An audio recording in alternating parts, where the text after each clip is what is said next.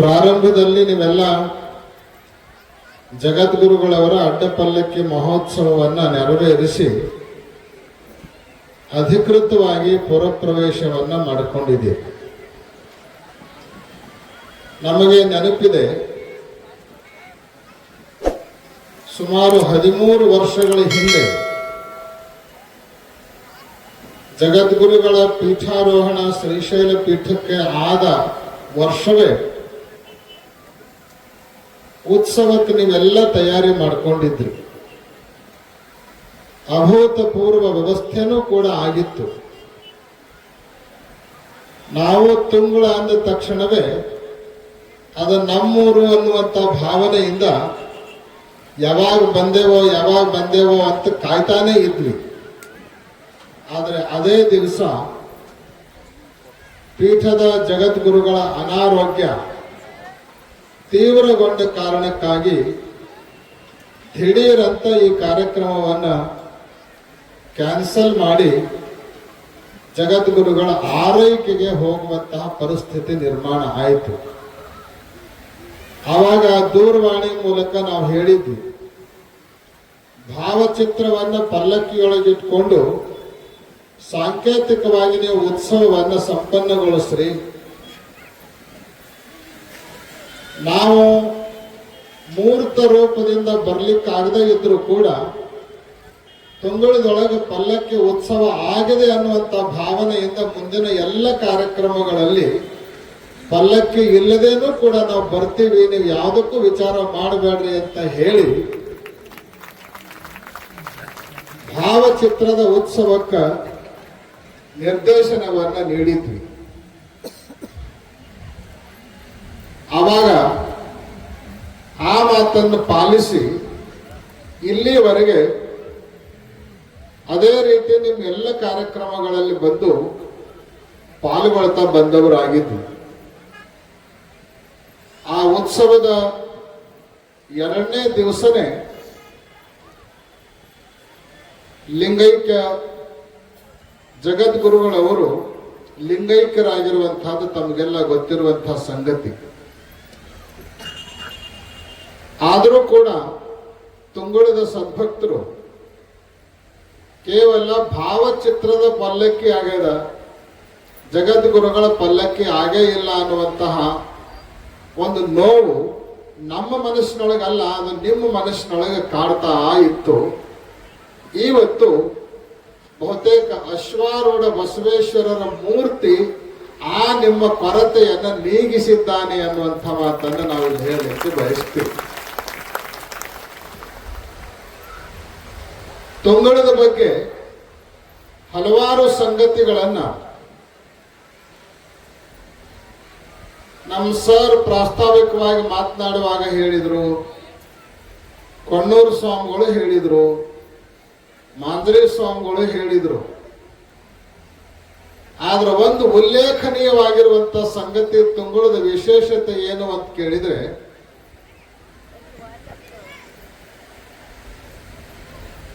ಈ ದೇಶಕ್ಕೆ ನಾಡನ್ನ ಕಾಯೋದಕ್ಕೆ ಜಮಖಂಡಿ ತಾಲೂಕಿನಲ್ಲಿ ಅತಿ ಹೆಚ್ಚು ಸೈನಿಕರನ್ನ ಗಡಿ ಕಾಯಲಿಕ್ಕೆ ಕಳಿಸಿರುವಂತಹ ಊರು ಅಂದ್ರೆ ಅದು ತುಂಗುಳ ಅನ್ನುವಂಥದ್ದನ್ನ ನಾವಿಲ್ಲಿ ನೆನಪಿಸಿಕೊಳ್ಬೇಕು. ಕನ್ನಡದೊಳಗೆ ಒಬ್ಬ ಕವಿ ಒಂದು ಮಾತನ್ನ ಬರೆದಿದ್ದಾನೆ. ಅದೇನು ಅಂದ್ರ, ಗಡಿಕಾಯಿ ಇಲ್ಲವೇ ಗುಡಿಕಾಯಿ, ಗಡಿಕಾಯಿ ಇಲ್ಲವೇ ಗುಡಿಕಾಯಿ, ಇವೆರಡನ್ನೂ ಕಾಯಲಾಗದಿದ್ದರೆ ನೀ ಸಾಯಿ ಅಂತ ಹೇಳ್ತಾರೆ. ಅಂದ್ರೆ ಮನುಷ್ಯ ದೇಶ ಭಕ್ತರೇ ಆಗಿರ್ಬೇಕು, ಇಲ್ಲ ದೈವ ಭಕ್ತರೇ ಆಗಿರ್ಬೇಕು. ಎರಡನ್ನೂ ನಿನ್ನಲ್ಲಿ ಅಳವಡಿಸಿಕೊಳ್ಳಿಕ್ಕೆ ಆಗಲೇ ಇದ್ರ ಬದುಕುವ ಅರ್ಹತೆ ನಿನಗಿಲ್ಲ ಅನ್ನುವಂತಹದ್ದು ಕವಿಯ ಸಂದೇಶ. ಬಹುತೇಕ ಇದನ್ನು ಮನಗಂಡೆ ತುಂಗುಳದ ಜನ, ತುಂಗುಳದ ಭಕ್ತರು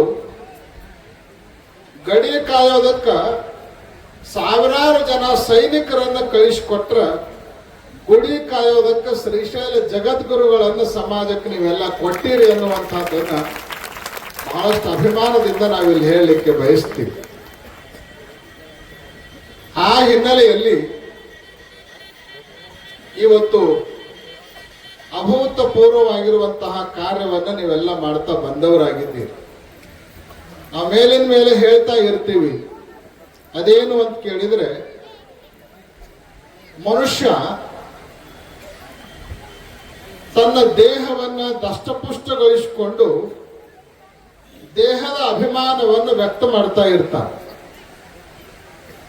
ಕಷ್ಟಪಟ್ಟು ದುಡಿದು ಧನ ಸಂಪಾದನೆ ಮಾಡಿ, ದುಡ್ಡು ಸಂಪಾದನೆ ಮಾಡಿ, ನನ್ನ ಹತ್ರ ಅಷ್ಟು ದುಡ್ಡಿದೆ, ನನ್ನ ಹತ್ರ ಅಷ್ಟು ದುಡ್ಡಿದೆ, ಇಷ್ಟು ದುಡ್ಡಿದೆ, ನಾನು ಸಾಹುಕಾರ ಅಂತ ಹೇಳಿ ತನ್ನಲ್ಲಿರುವಂತಹ ಸಂಪತ್ತಿನ ಬಗ್ಗೆ ಅಭಿಮಾನವನ್ನು ಪಡ್ತಾ ಇರ್ತಾನೆ. ಆದ್ರೆ ಜಗತ್ತಿನೊಳಗ ದೇಹಾಭಿಮಾನಕ್ಕಿಂತ ದೇಶಾಭಿಮಾನ, ಧನಾಭಿಮಾನಕ್ಕಿಂತ ಧರ್ಮಾಭಿಮಾನ ಯಾವಾಗಲೂ ದೊಡ್ಡದು ಅನ್ನುವಂಥದ್ದನ್ನ ಇವತ್ತು ಪ್ರತಿಯೊಬ್ಬರು ಕೂಡ ಅರ್ಥ ಮಾಡ್ಕೊಳ್ಬೇಕು.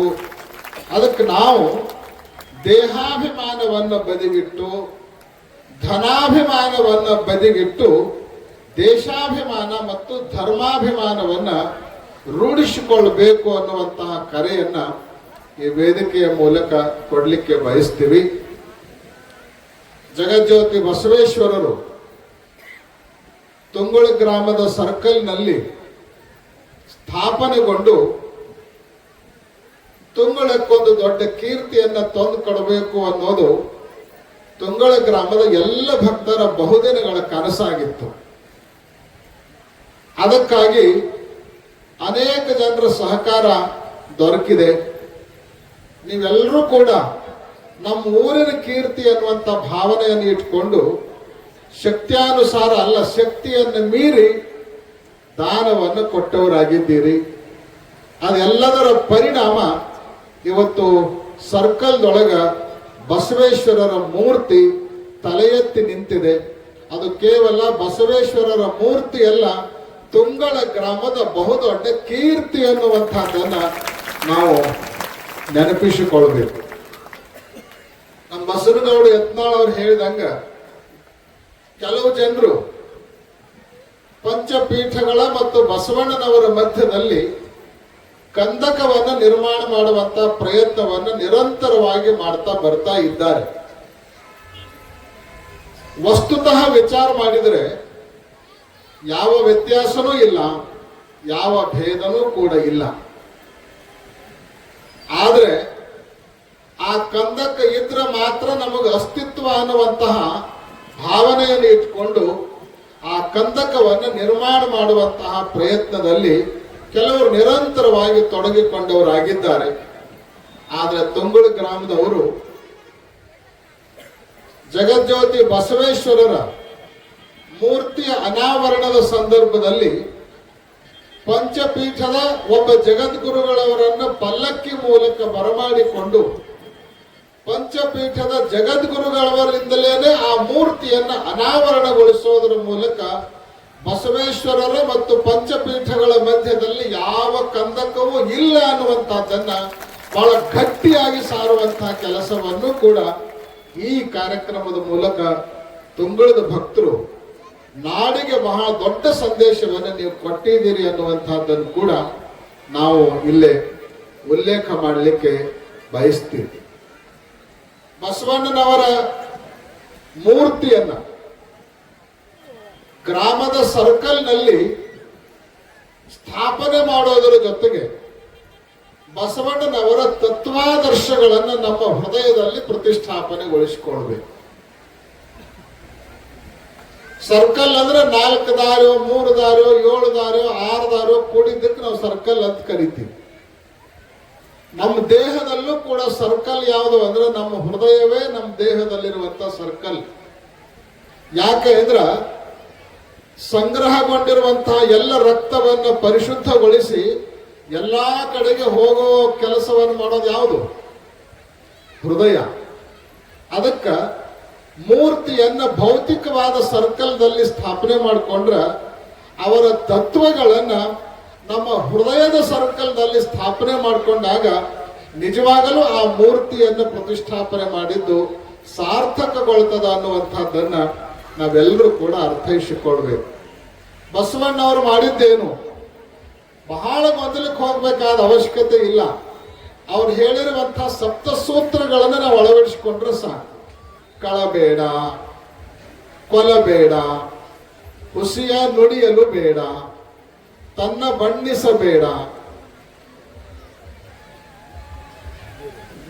ಇದರ ಹಳಿಯಲು ಬೇಡ. ಹಿಂಗೊಂದು 7 ಸೂತ್ರಗಳನ್ನು ಅವ್ರು ಏನ್ ಹೇಳ್ಯಾರಲ್ಲ, ಆ 7 ಸೂತ್ರಗಳನ್ನ ನಮ್ಮ ಜೀವನದಲ್ಲಿ ಅಳವಡಿಸಿಕೊಂಡು ಬಿಟ್ರೆ ಅದು ಕೂಡ ಒಂದು ರೀತಿಯಾಗಿರುವಂತಹ ಬಸವಣ್ಣನವರ ತತ್ವಗಳನ್ನ ಮೂರ್ತಿಯ ರೂಪದಲ್ಲಿ ನಮ್ಮ ಹೃದಯದಲ್ಲಿ ಸ್ಥಾಪನೆ ಮಾಡಿಕೊಂಡಂತೆ ಆಗತ್ತೆ ಅನ್ನುವಂತಹದ್ದನ್ನ ನಾವೆಲ್ಲ ಅರ್ಥೈಸಿಕೊಳ್ಬೇಕು. ಇತಿಹಾಸ ಮತ್ತು ಉಜ್ವಲ ಭವಿಷ್ಯ ಇವು ಎರಡನ್ನ ದೃಷ್ಟಿಕೋನದಲ್ಲಿ ಇಟ್ಕೊಂಡು ನಾವೇನಾದ್ರೂ ನಮ್ಮ ನಡೆಯನ್ನ ನಿರ್ಧರಿಸಿಕೊಳ್ಬೇಕಾದ ಪ್ರಸಂಗ ಬಂತು ಅಂದ್ರೆ ಉಭಯ ಶ್ರೀಗಳವರು ನಮ್ಮ ಯತ್ನಾಳ್ ಗೌಡ್ರು ಹೇಳಿದಂತೆ ಇವತ್ತು ನಾವೆಲ್ಲ ಒಂದಾಗಬೇಕಾಗಿರುವಂತಹದ್ದು ಬಹಳ ಅವಶ್ಯಕತೆ ಇದೆ. ಒಕ್ಕಟ್ಟೆ ಬಲುಕಟ್ಟು ಅಂತ ಹೇಳಿ ಕನ್ನಡದೊಳಗೆ ಒಂದು ಗಾದೆ ಮಾತು. ನಾವು ಶಕ್ತಿವಂತರಾಗಬೇಕಾಗಿತ್ತು ಅಂದ್ರೆ ನಮ್ಮಲ್ಲಿ ಒಕ್ಕಟ್ಟಬೇಕು. ನಾವೇನಾದ್ರೂ ಜಾತಿ ಹೆಸರ ಮೇಲೆ, ಪಂಗಡ ಉಪಪಂಗಡಗಳ ಹೆಸರಿನ ಮೇಲೆ, ಗುರು ವಿರಕ್ತರು ಅನ್ನುವಂತಹ ವರ್ಗದ ಹೆಸರಿನ ಮೇಲೆ ಬೇರೆ ಬೇರೆ ಯಾವ್ಯಾವುದೋ ಕಾರಣಗಳನ್ನು ಮುಂದಿಟ್ಕೊಂಡು ಬೇರೆ ಬೇರೆ ಆಗ್ತಾ ಹೋದ್ವಿ ಅಂದ್ರೆ ನಾವು ಬಲಹೀನರಾಗ್ತೀವಿ. ಅವಾಗ ನಮ್ಮ ಶಕ್ತಿ ನಮ್ಮ ವಿರೋಧಿಗಳ ಜೊತೆಗೆ ಹೋರಾಟಕ್ಕೆ ಸಾಲೋದೇ ಇಲ್ಲ. ನಾವು ಅತ್ಯಂತ ಶಕ್ತಿಹೀನರಾಗಿ ದುರ್ಬಲರಾಗಿ ಇನ್ನೊಬ್ಬರ ಮುಂದೆ ಅಂಗಲಾಚುವಂತ ಪರಿಸ್ಥಿತಿ ಬರ್ತದ ಅನ್ನುವಂಥದ್ದನ್ನ ನಾವು ಯಾರು ಮರಿಬಾರದು.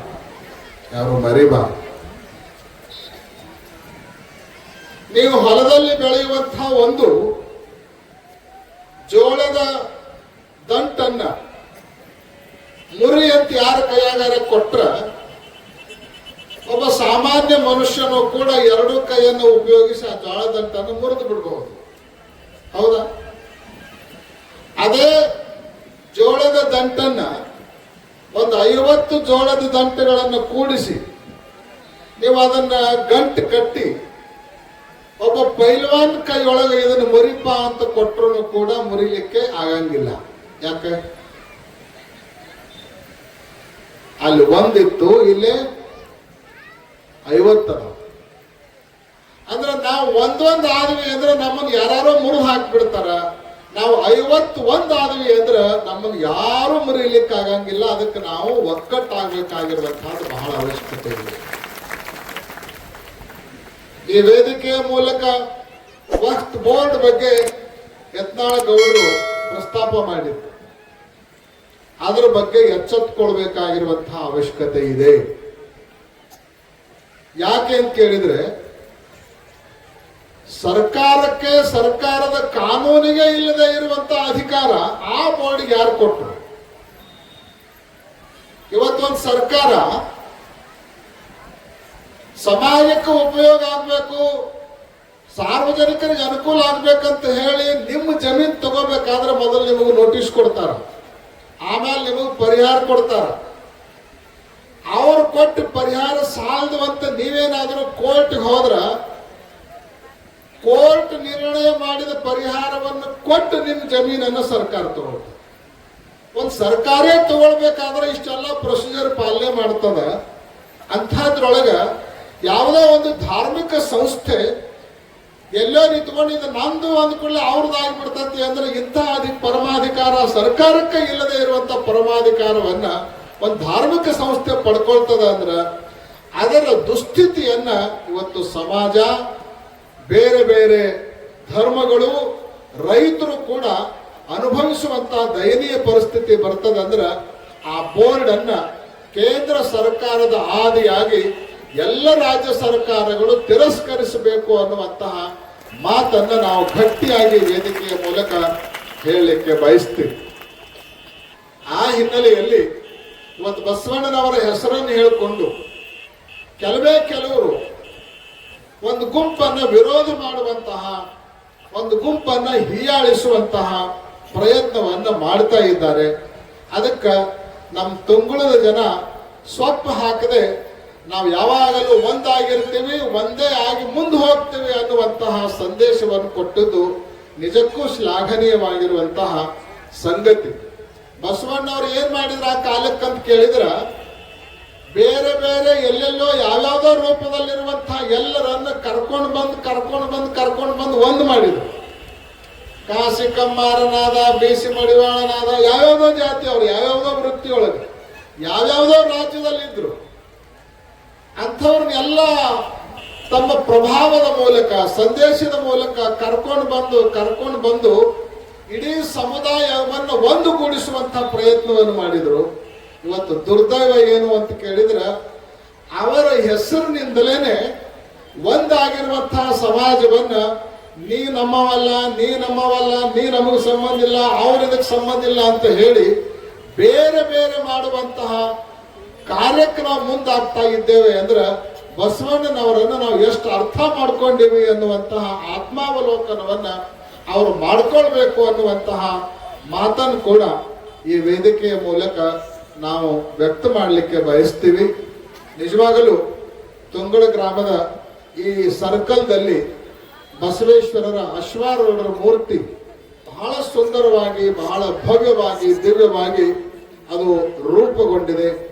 ಬಹುತೇಕ ತುಂಗುಳಕ್ಕೆ ಬರೋರಷ್ಟ ಅಲ್ಲ, ಸಾವಳಗಿಯಿಂದ ಈ ಕಡೆಗೆ ಕೊಕಟ್ನೂರ್ ಕಡೆಗೆ ಹೋಗೋರು, ಕೊಕಟ್ನೂರಿನಿಂದ ಸಾವಳಗಿ ಕಡೆ ಹೋಗೋರು ಬರೋರು ಕೂಡ ತುಂಗಳ ಗ್ರಾಮ ಎಂಥ ಕೀರ್ತಿಶಾಲಿಯಾಗಿರುವಂತಹ ಗ್ರಾಮ ಅನ್ನೋದನ್ನ ಆ ಮೂರ್ತಿ ನೋಡಿದ ಕೂಡಲೇ ತಿಳ್ಕೊಂಡು ಹೋಗುವ ಮಟ್ಟದಲ್ಲಿ ನೀವೆಲ್ಲ ಕೆಲಸವನ್ನು ಮಾಡಿದವರಾಗಿದ್ದೀರಿ.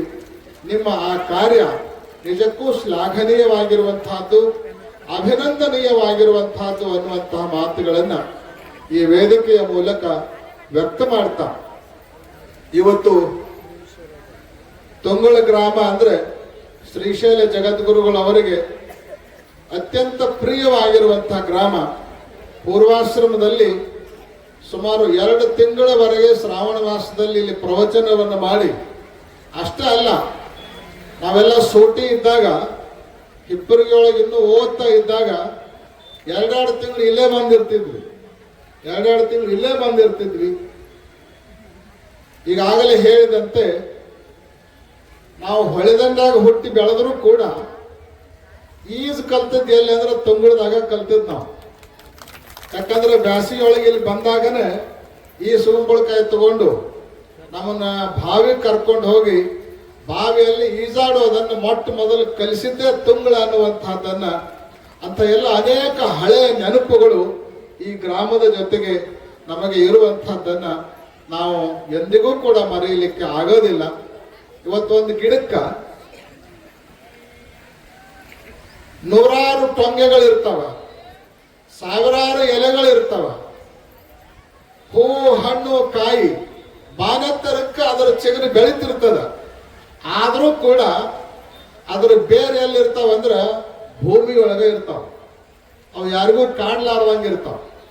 ಹಂಗೆ ಇವತ್ತು ಶ್ರೀಶೈಲ ಜಗದ್ಗುರುಗಳು ತಮ್ಮ ಕಾರ್ಯದ ಮೂಲಕ, ಕೀರ್ತಿಯ ಮೂಲಕ ಎಲ್ಲೆಲ್ಲ ಬೆಳಗ್ತಾ ಇದ್ರು ಕೂಡ ಆ ಜಗದ್ಗುರುಗಳವರ ತಾಯಿ ಬೇರೆ ಎಲ್ಲಿದೆ ಅಂತ ಕೇಳಿದ್ರೆ ಅದು ತುಂಗುಳದೊಳಗದ ಅನ್ನುವಂಥದ್ದನ್ನ ನಾವು ಎಂದೂ ಮರೆಯಲಿಲ್ಲ, ನೀವು ಕೂಡ ಅದನ್ನು ಎಂದೂ ಮರೆತಿಲ್ಲ ಅನ್ನುವಂಥದ್ದನ್ನ ಇಲ್ಲೇ ಸ್ಮರಿಸಿಕೊಂಡು, ಇದೇ ರೀತಿ ಯಾರು ಏನು ಹೇಳಿದ್ರು ಕೂಡ ನೀವೆಲ್ಲ ಒಂದಾಗಿರ್ಬೇಕು, ಒಂದಾಗಿ ಇರ್ಬೇಕನ್ನುವಂಥ ಸಂದೇಶವನ್ನ ಯಾವಾಗಲೂ ಕೊಡ್ತಾ ಇರಬೇಕು ಅನ್ನುವಂತಹ ಮತ್ತೊಂದು ಕರೆಯನ್ನ ನಿಮ್ಮೆಲ್ಲರಿಗೆ ಕೊಡಮಾಡ್ತಾ, ತುಂಗುಳದೊಳಗೂ ಏನಾರ ನಿಮ್ಮಲ್ಲಿ ಇದ್ದು ಅಂದ್ರ, ಒಳಪಂಗಡ ಅದು ಇದು ಏನಾರ ಇದ್ದು ಅಂದ್ರ ಇವತ್ತಿಗೆ ಅವೆಲ್ಲವುಗಳನ್ನ ಬದಿಗೊತ್ತಿ ವೀರಶೈವ ಲಿಂಗಾಯತರೆಲ್ಲ ಒಂದು, ವಿಶ್ವವೇ ನಮ್ಮ ಬಂಧು ಅನ್ನುವಂತಹ ಉದಾರವಾದ ಭಾವನೆಯನ್ನು ಇಟ್ಕೊಂಡು ನಾವೆಲ್ಲ ಒಗ್ಗಟ್ಟಾಗಿ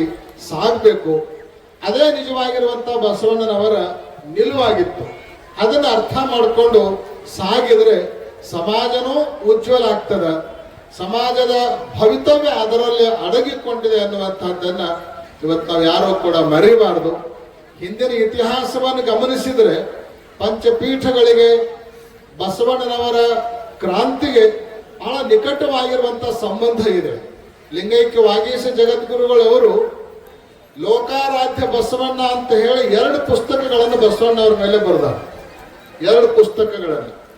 ಹಾನಗಲ್ಲು ಕುಮಾರ ಶಿವಯೋಗಿಗಳವರು ಶಿವಯೋಗಿ ಮಂದಿರವನ್ನು ಸ್ಥಾಪನೆ ಮಾಡಿದಾಗ ರೇವಣ ಸಿದ್ದೇಶ್ವರ ವಾಚನಾಲಯ ಅಂತ ಹೇಳಿ ರಂಭಾಪುರಿ ಪೀಠದ ಮೂಲ ಜಗದ್ಗುರುಗಳವರ ಹೆಸರಿನಿಂದ ಒಂದು ವಾಚನಾಲಯವನ್ನ ಶಿವಯೋಗಿ ಮಂದಿರದೊಳಗೆ ಸ್ಥಾಪನೆ ಮಾಡಿದರು.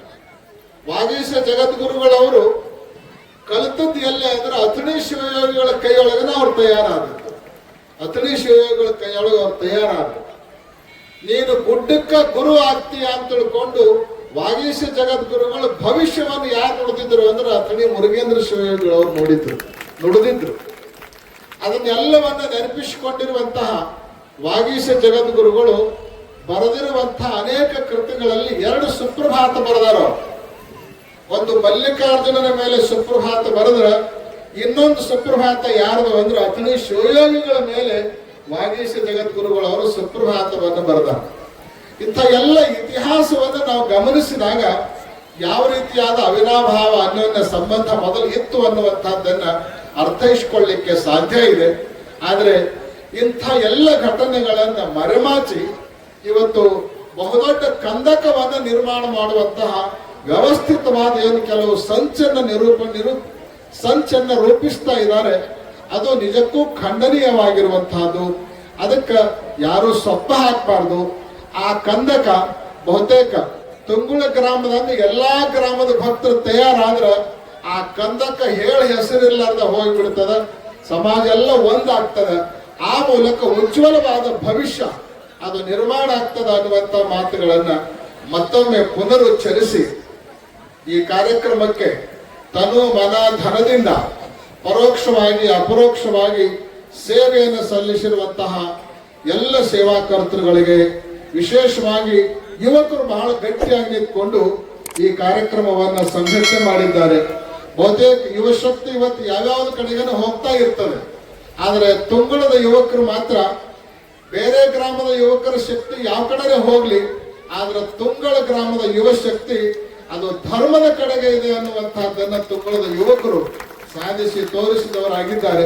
ಆ ಎಲ್ಲ ಯುವಕರಿಗೆ, ಆಮೇಲೆ ಹಿರಿಯರಿಗೆ, ತಾಯಂದಿರಿಗೆ, ಕಾರ್ಯಕ್ರಮದಲ್ಲಿ ಪಾಲ್ಗೊಂಡಿರುವಂತಹ ತಮ್ಮ ಎಲ್ಲರಿಗೂ ಕೂಡ ಅನಂತ ಸನ್ಮಂಗಲಗಳನ್ನು ಹಾರೈಸಿ ನಿಮ್ಮೆಲ್ಲರಿಗೆ ಸುಮಾರು 5 ದಿನಗಳ ಕಾಲ ದಿವಸಕ್ಕೆ 18 ತಾಸು ಟೈಮ್ ಕೊಟ್ಟು ನಿಮ್ ಜೊತೆಗೆ ನೀವಾಗಿ ಮಾರ್ಗದರ್ಶನವನ್ನು ಮಾಡಿ ಬಹಳ ದೊಡ್ಡ ಸಂಘಟನೆಯನ್ನು ಮಾಡಿರುವಂತಹ ನಮ್ಮ ಕೊಣ್ಣೂರಿನ ಶ್ರೀಗಳವರ ಶ್ರಮವನ್ನು ಕೂಡ ಈ ಸಂದರ್ಭದಲ್ಲಿ ಮರೆಯಲಿಕ್ಕೆ ಆಗಂಗಿಲ್ಲ. ಎಲ್ಲರಿಗೂ ಅವ್ರ ಚಪ್ಪಳಿ ಹೊಡಿಸ್ಯಾರ. ಅದಕ್ಕೆ ಅವ್ರ ಸಲುವಾಗಿ ನೀವೊಂದು ಜೋರಾದ ಚಪ್ಪಾಳೆಯನ್ನು ತಟ್ಟಿ ಅಭಿನಂದಿಸ್ರಿ ಅಂತ ತಿಳ್ಕೊಂಡು ನಿಮ್ಮೆಲ್ಲರಿಗೂ ಕೂಡ ತಿಳಿಪಡಿಸಿ, ಈ ಗ್ರಾಮದೊಳಗ ಧರ್ಮದ ಮೊದಲನೇ ಕ್ರಾಂತಿ ಬೀಜ ಬಿತ್ತಿದವರು ನಮ್ಮ ಮಾಂದ್ರಿ ಸ್ವಾಮಿಗಳು, ಕೊಗಟ್ನೂರು ಸ್ವಾಮಿಗಳು ಇಲ್ಲೇ ಇದ್ದವರು. ಅವರು ಒಬ್ರು ಕ್ರಾಂತಿ ಪುರುಷರ. ಯಾವಾಗ ಹೆಂಗಿರ್ತಾರೆ ಹೇಳಕ್ ಬರಂಗಿಲ್ಲ. ಅವರು ಎದ್ರ ವೀರಭದ್ರ ಮಲ್ಕೊಂಡ್ರ ಕುಂಭಕರ್ಣ, ಜಾಡ್ಸಿದ್ರಂದ್ರೆ ಜಾಡ್ಸ ಬಿಡ್ತಾರ, ಒಮ್ಮೆ ಕರ್ಕೊಂಡ್ರು ಅಂದ್ರೆ ಎಲ್ಲ ಮಾಡಿಬಿಡ್ತಾರೆ. ಅಂತಹ ನಮ್ಮ ಕೊಗಟ್ನೂರಿನ ಶ್ರೀಗಳವರು ಕೂಡ ಈ ಗ್ರಾಮದ ಜೊತೆಗೆ ನಿಕಟ ಸಂಬಂಧವನ್ನು ಇಟ್ಕೊಂಡವರು. ಅವರು ವೇದಿಕೆಯ ಮೇಲಿದ್ದಾರೆ. ಅವರಿಗೆ ನಮ್ಮ ಮಾತೋಶ್ರೀ ಅನ್ಸಮ್ನವರಿಗೆ ನಿಮ್ಗೆಲ್ಲರಿಗೂ ಕೂಡ ಸನ್ಮಂಗಲವನ್ನು ಹಾರೈಸಿ ಇಂಥ ಒಂದು ಮೂರ್ತಿಯನ್ನು ಇಲ್ಲಿ ಸ್ಥಾಪನಾ ಮಾಡ್ತೇವೆ ಅನ್ನುವಂತಹ ಮಾಹಿತಿಯನ್ನ ನಮ್ಮ ಜಗದೀಶ್ ಗುಡುಗುಂಟಿ ಅವರಿಗೆ ತಲುಪಿಸಿದಾಗ ನಾನು ನಿಮ್ಮ ಜೊತೆಗೆ ಅದೀನಿ ಅಂತ ಹೇಳಿ 2.5 ಲಕ್ಷ ರೂಪಾಯಿಗಳನ್ನ ನೀಡಿ ಆ ಮೂರ್ತಿಗೆ ಬಹಳ ದೊಡ್ಡ ದಾನವನ್ನು ಮಾಡಿದ್ದಾರೆ. ನಿಜವಾಗಲೂ ನಮ್ಮ ಜಗದೀಶ್ ಗುಡುಗುಂಟಿ ಅವರು ಯಾವುದೇ ಧರ್ಮ ಕಾರ್ಯ ಎಲ್ಲೇ ನಡೀತಾ ಇತ್ತು, ಏನಾದ್ರೂ ಅರ್ಜಿ ತಗೊಂಡು ಆದ್ರ ಬೇರೆ ಕಡೆಗೆ ಅರ್ಜಿ ತಿರಸ್ಕಾರ ಆಗ್ಬಹುದು, ಆದ್ರೆ ಕೊಟ್ಟಿರೋ ಎಲ್ಲ ಅರ್ಜಿಗಳು ಪುರಸ್ಕಾರಗೊಳ್ಳೋದು ಎಲ್ಲಿ ಅಂದ್ರೆ ಅದು ಗುಡುಗುಂಟಿ ಅವ್ರ ಮನೆಯಾಗ. ಎಲ್ಲರಿಗೂ ಒಂದಿಲ್ಲ ಒಂದು ರೂಪದಲ್ಲಿ ದಾನವನ್ನು ಮಾಡ್ತಾ ಮಹಾ ದಾನಿಗಳನ್ನುವಂತ ಕೀರ್ತಿಗೆ ಭಾಜನರಾದವರು ಅವರು ಕೂಡ ಈ ವೇದಿಕೆಯಲ್ಲಿ ಉಪಸ್ಥಿತರಿದ್ದಾರೆ. ಯತ್ನಾಳ್ ಗೌಡ್ರು ಸಿಗೋದು ಬಹಳ ಅಪರೂಪ. ಈಗ ಎಲ್ಲ ಬಿಟ್ಟು ವಕ್ತ್ ಬೋರ್ಡ್ ಬೆನ್ನ ಹತ್ಬಿಟ್ಟಾರ. ಬಹುತೇಕ ಅವ್ರನ್ನ ಮುಗಿಸೋ ತನಕ ಇವ್ರೇನು ಬಾಳ ಬಿಜಾಪುರ ಬರಂಗ್ ಕಾಣಂಗಿಲ್ಲ. ಅವ್ರೊಂದ್ ಗತಿ ಕಾಣಿಸೇ ತಿರುಗಿ ಬಿಜಾಪುರ ಬರಂಗ್ ಕಾಣಿಸ್ತಾರ. ಒಂದ್ ಯಾವ್ದಾರ ಹಿಡಿದ್ರು ಅಂದ್ರೆ ಬಿಡಂಗ ಇಲ್ಲ ಗೌಡ್ರು, ಉಡದ್ ಹಿಡಿತಿದ್ದಂಗ. ಏನ್ ಹಿಡಿತಾರೋ ಅದನ್ನ ದಂಡಿ ಕಾಣಿಸೇ ಬರುವಂತಹ ಜಾಯಮಾನ. ಬಹುತೇಕ ಅವರ ಆ ದಿಟ್ಟ ನಿಲುವೆ ಇವತ್ತು ಅವರನ್ನ ಇಷ್ಟು ಜನಪ್ರಿಯಗೊಳಿಸಲಿಕ್ಕೆ ಕಾರಣ ಆಗಿದೆ ಅನ್ನುವಂತಹದ್ದನ್ನ ಈ ವೇದಿಕೆಯ ಮೂಲಕ ವ್ಯಕ್ತ ಮಾಡ್ತಾ, ಬರುವ ದಿನಮಾನಗಳಲ್ಲಿ ಅವರು ಉತ್ತರೋತ್ತರವಾಗಿರುವಂತಹ ಸ್ಥಾನವನ್ನು ಪಡ್ಕೊಂಡು ಕೀರ್ತಿಶಾಲಿಗಳಾಗಲಿ, ಈ ನಾಡಿಗೆ ಒಂದು ಒಳ್ಳೆಯ ದಿಕ್ಕನ್ನ ದಶೆಯನ್ನ ಕಲ್ಪಿಸಿಕೊಡುವಂತಹ ಸಾಮರ್ಥ್ಯ ಅವರಿಗೆ ಬರಲಿ ಅಂತ ತಿಳ್ಕೊಂಡು ಈ ಸಂದರ್ಭದಲ್ಲಿ ಅವ್ರಿಗೂ ಕೂಡ ಹಾರೈಸಿ ಪಾಲ್ಗೊಂಡಿರುವಂತಹ ತಮ್ಗೆಲ್ಲರಿಗೂ ಕೂಡ ಸನ್ಮಂಗಲವನ್ನ ಬಯಸಿ ಆಶೀರ್ವಚನವನ್ನ ಪೂರ್ಣಗೊಳಿಸ್ತಾ ಇದ್ದೇವೆ. ಓಂ ಶಾಂತಿ ಶಾಂತಿ ಶಾಂತಿ.